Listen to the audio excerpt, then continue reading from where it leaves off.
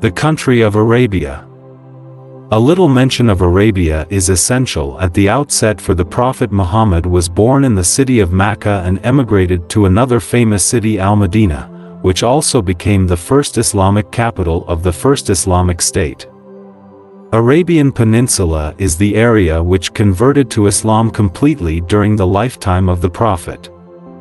This country of Arabia was the first center of the grandeur of Islam. It was in this country and in its language that revelation was sent and the last heavenly book was revealed, which is the source of guidance to all the countries and nations of the world till the day of judgment. It is from this country of Arabia that the light of Islam spread to everywhere in the world. In the city of Mecca lies the ancient house, the Kaaba, towards which Muslims come from all over the world and appear together on the plain of Arafat, worshipping and praying to Allah, praising and glorifying His name. We find here the wealthy and the poor side by side chanting praises of the Creator of the earth and sky. Arabia dominated the entire world and became for it the torchbearer and lamp of guidance. Situation and physical features. On the map of Asia there can be seen a big rectangular peninsula. This is called the Arabian Peninsula or Arabia, which has the following four boundaries. The Arabian Peninsula is bounded on the east by the Arabian Gulf and that of Oman, on the south by Arabian Sea or Indian Ocean, on the west by the Red Sea, on the north by Jordan and Iraq. The total area of the Arabian Peninsula is 1,250,000 square miles, of which 450,000 square miles is pure desert and forms part of a completely desolate area. The most famous desert is known as Arab al-Degree Khali, the empty quarter, which stretches over an area of 250,000 square miles and extends to the southeast from middle of the Arabia. On the north of this vast desert is Al-Asa or Bahrain, and Oman lies on the south and east of Arab al-Khali. In the Arabian Gulf, Dubai, Abu Dhabi and Muscat are most famous cities. On the south of Arab al-Khali, we find Hadramaut and Mara, which are situated on the coast of the Arabian Sea and the Indian Ocean. To the south and west of Arab al-Khali is Sana'a, which is the famous city of Yemen, situated on the coast of the Arabian Sea and the Red Sea. At the time of the advent of Islam it was the center for Christians in Arabia. To the west of Arab al-Khali lie Assur and Najran, which are on the coast of the Red Sea. To the north of Assur, the Red Sea touches a small territory called Tihama, which is considered as a part of Hijaz. On the north of Arab al-Khali is Najd in the shape of a square, on the east of which is Bahrain, to the west is Hijaz and on the north is the desert of Iraq and Syria. The name of the northeastern part of Najd is Yamama. Hijaz is situated at the west of Najd and east of the Red Sea. It includes the cities of Mecca and Al-Madinah and the harbors of Jeddah and Yanbu. Between Syria and the Hijaz lies a territory called Khaybar and Hijr. It is another territory bound by Syria, Hijaz, and Najd. Inside Arab al-Khali and between Hadramaut and Yamama is a famous desolate area called Al-Aqaf, which was once the dwelling place of the people of Ad. A look at the above-mentioned places in the map will give an idea of Arabia and its famous territories. CD mate and inhabitants in Arabia. There is no river worth mentioning. Almost the entire country comprises of burning desert and barren land, and the areas lying along the seacoast alone are in a flourishing state with population. Impossible in the middle areas. Scarcity of water has made human inhabitation. Almost all the populated areas lie at the seacoast except Najd, which is situated to the north of Arab al-Khali and in the middle of the country. Najd is actually a plateau. It is mostly desert, and the desert range of Najd meets the vast deserts of Syria. Arabia is dotted with mountains here and there, but no mountain is fresh and green. Yemen and Hijaz, situated on the coast of Red Sea, are fresher and greener than the rest of the area. The entire Arabian population is 12.5 million, meaning 10 people per square mile. The figures relate to the past, at the time when the book was written.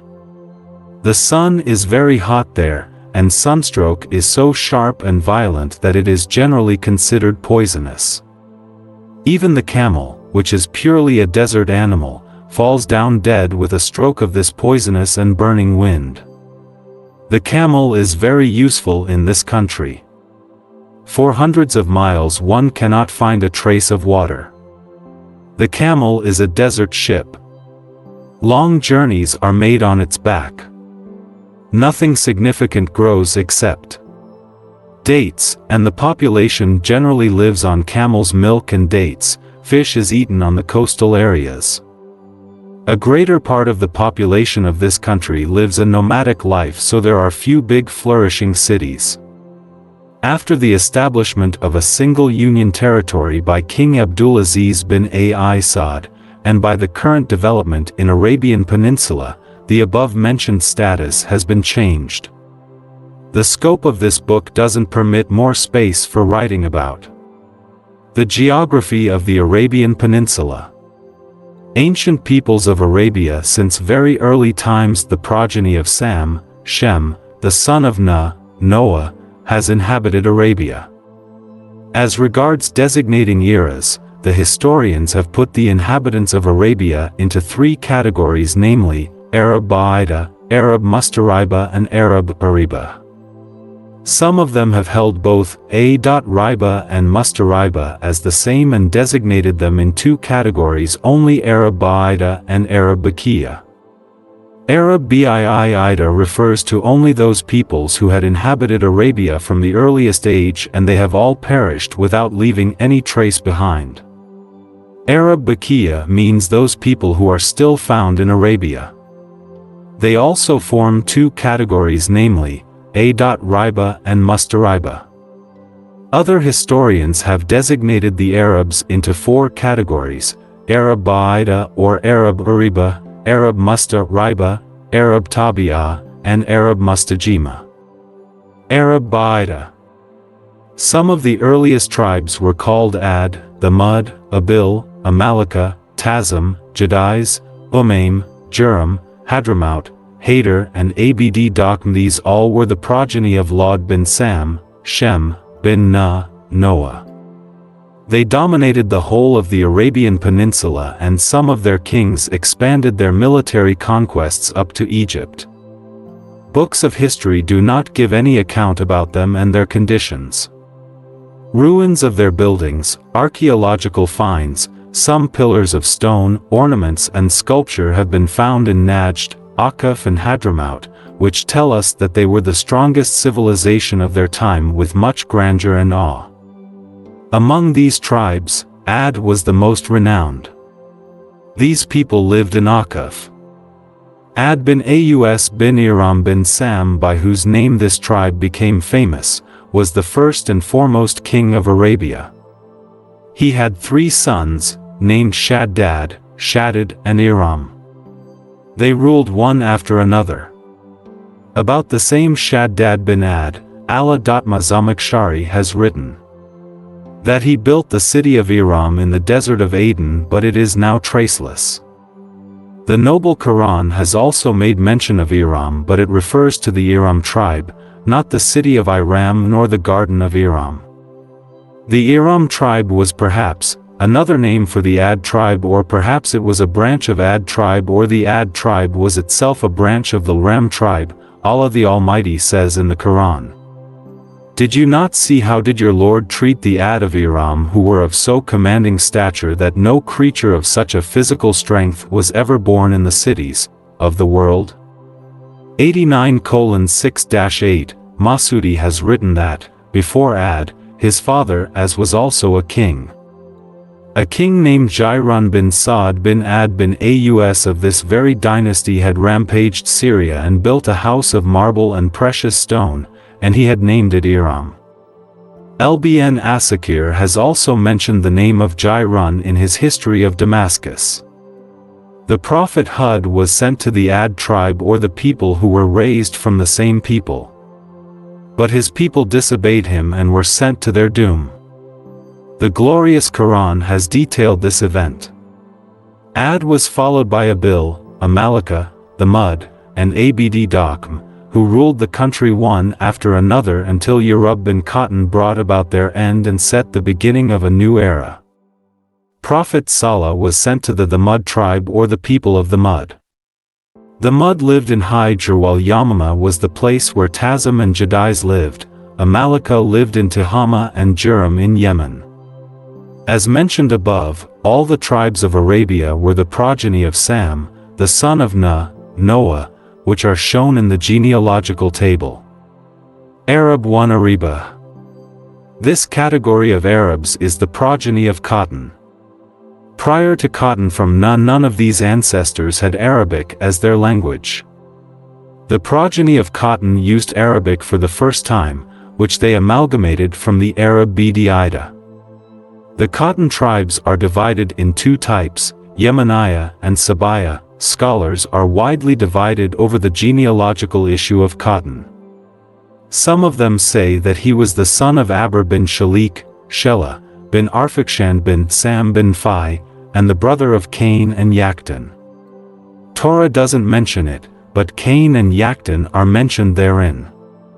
According to others, Yaqtan is derived from Qahtan. In other words, what has been called Yaqtan is actually Qahtan. Lbn Hisham says that Yarub bin Qahtan is also called Yemen, and the country of Yemen was named after him. Now, if Qahtan belonged to the progeny of Ishmael, the whole of Arabia would be descending from Ismail, for only two persons, Qahtan and Adnan, are the remote ancestors of all the tribes of Arabia. But the most confirmed and acceptable understanding is that Qahtan and Yaqtan are the same person, and the Qahtan tribe does not precede Banu Ismail. Arab, Ariba or Qahtan tribes have produced some famous kings who had the whole of Arabia under their control. Yarub bin Qahtan did away with all the races and traces of the Arab Ba'ida. A short genealogical table of Banu Qahtan may be seen on the next page. Yemen is supposed to be origin and the ancient land of the Qahtan Azdi tribes ruled over the city of Saba and southern Arabia. They paid special attention to the progress and prosperity of the Yemenite tribes. Among them, Himyari and Azdi tribes are most renowned. Population. Queen Bilqis was from them, and she was a contemporary of Solomon, the Tabi'iyya kings, who reigned over Yemen, and Hadramaut also belonged to them. One of the tribes of Azdi shifted to Al-Madinah, settled and ruled there. Quza'a turned towards Mecca and defeated the Juram tribe, who was then in control of the affairs there. Nasr, the son of Azd, settled in Tihama, and Imran, a son of Quza'a, settled in Oman, and their children came to be known as Oman, while another one named Ghassan settled in the frontier area of Syria and ruled over the frontier tribes. In Yemen, the rule of Qahtani sultans extended up to 7 CE.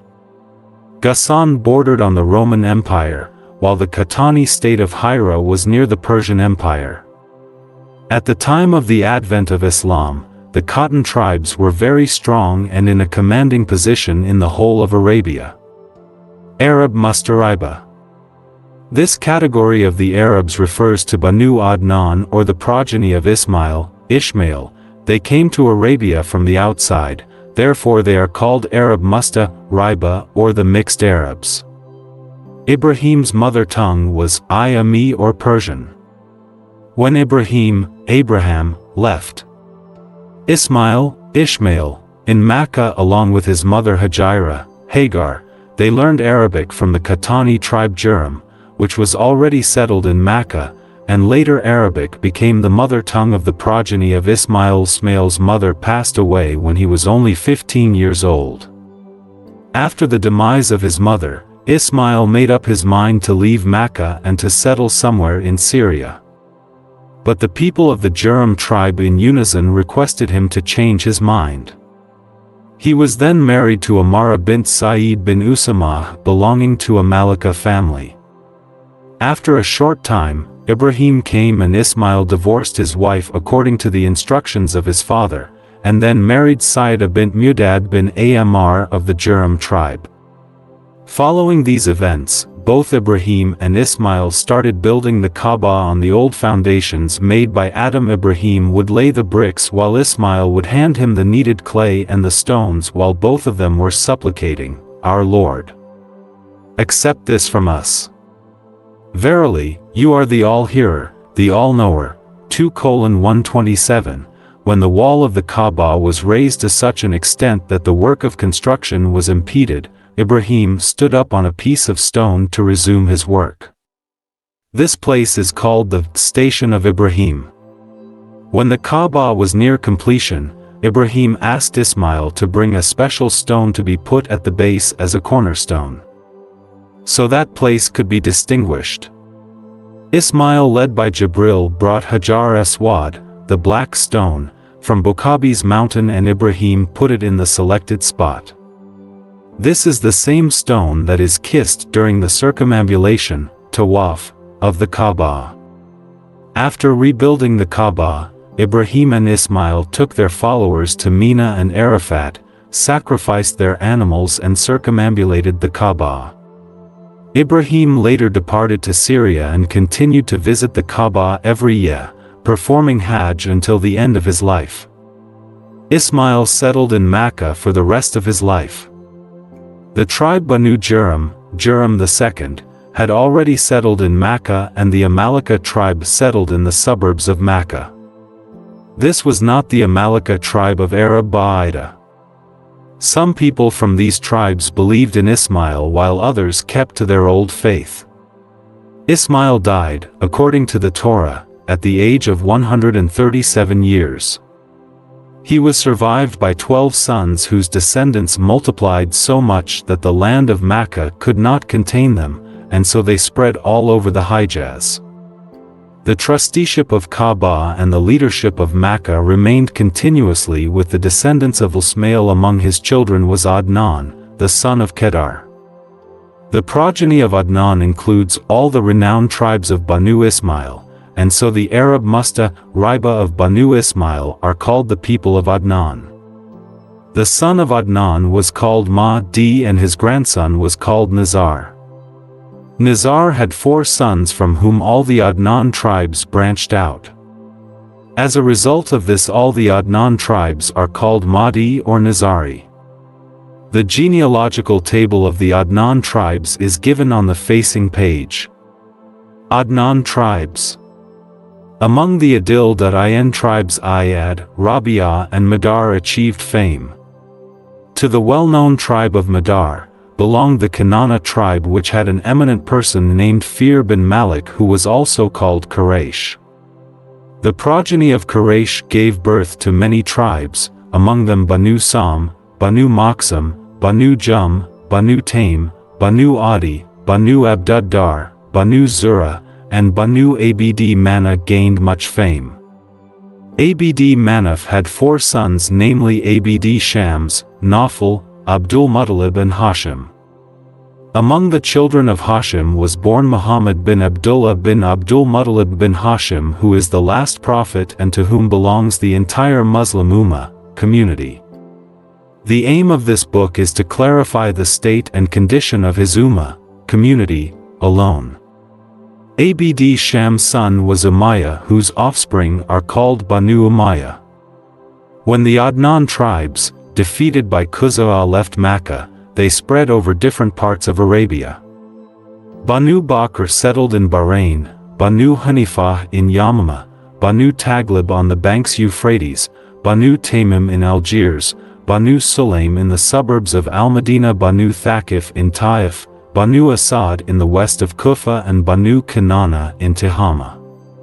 Only the Quraysh tribes from among the Adnan remained living in Mecca and its suburbs, and they were in disarray.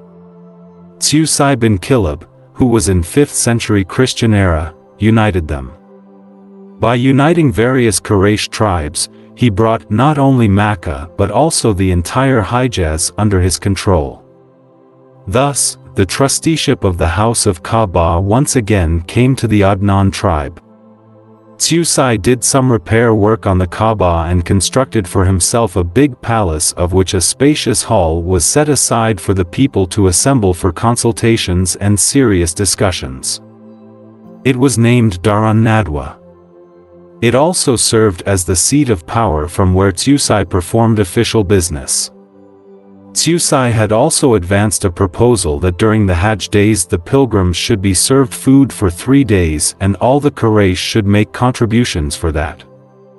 In short, Qusay had achieved both religious and temporal power in Mecca and the Hijaz.